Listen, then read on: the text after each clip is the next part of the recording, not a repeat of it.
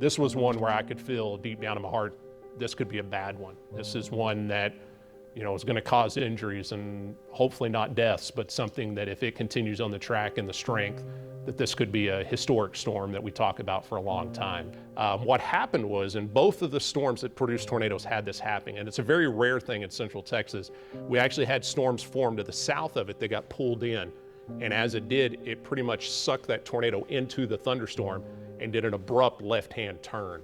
And ended up going straight up to Stillhouse Hollow Lake. But it made it to about 5 miles away from Salado High School when it made the turn. It was on the ground for about 13 miles, but if it would have stayed on the ground, unfortunately the casualty count would have probably been a lot more significant than what we had. I mean, the damage was catastrophic where it occurred, but it avoided any major metropolitan areas that could have caused a lot more issues. The last time we had an EF3 tornado was the day of the Gerald tornado. So that storm, the Gerald tornado, when it was moving south through this part, heading towards Prairie Dale and eventually Gerald, was in a strengthening phase. So it didn't become an F5 tornado until it crossed the county line.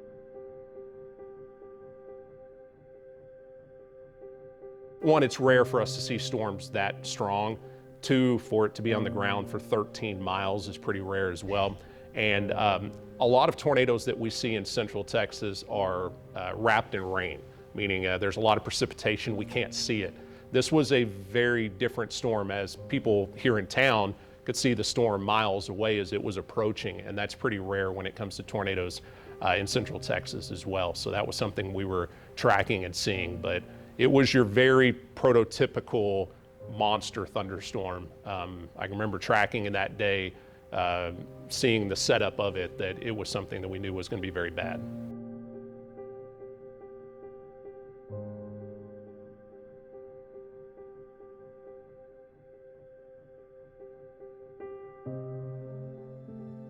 I started getting text messages, and I can't read them all. It's just if I happen to see it pop up.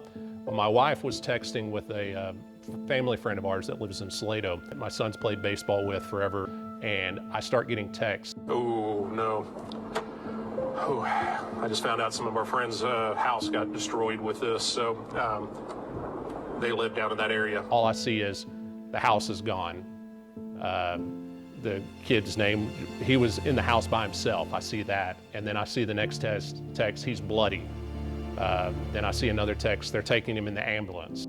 Get through there, and then I'm getting reports of homes being, the text I got was their home is gone. I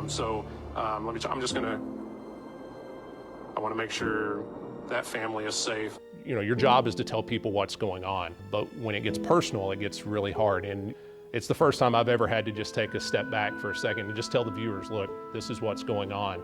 And I was joking with him and his family afterwards. I was like, y'all had a lot of prayers from people that had no clue who you were, worried about you from what they saw of me covering it on TV. Our family's been pretty close with Brady Taylor and his family for several years. We've been playing travel baseball with his son. Him and Garrett were on the same team, so we spent a lot of times joking together in the stands and hanging out, and we talked quite a bit, stayed in hotels together. It was an every weekend thing. We were pretty much with that family, so we were very close. So we're at our older son's baseball game here in town at the high school, and the game had gone into lightning delay, so we went and sat in the car, and within just a few minutes the phones began going off that there was a tornado in the area. So we got on the phone, reached out to Garrett. Thankfully the phone call went through to him, let him know to go ahead and get in the bathtub, take shelter, do not leave till you hear from us. At which point I got out of the car, looked back that direction, which is about probably 10 miles away, saw the tornado beginning to form. So I went ahead and I jumped in the car and started heading his direction to try to beat the tornado there, essentially. I didn't want him to be alone. My dad was on his way as it hit because he was at my brother's baseball game and he saw it funnel down. So he was coming down our road. I knew it was a bad storm. Brady's wife had been texting me, telling me that I needed to get somewhere. I didn't want to leave Jace, alone at the game. So I didn't know what to do. But when he left and I looked down and saw his phone and I knew I couldn't get a hold of anybody, I was just very scared. And as I'm racing to get there, I passed several cars coming the other direction, honking, flashing their lights, trying to wave me down. And obviously I see it, I know what I'm going into, but it didn't matter.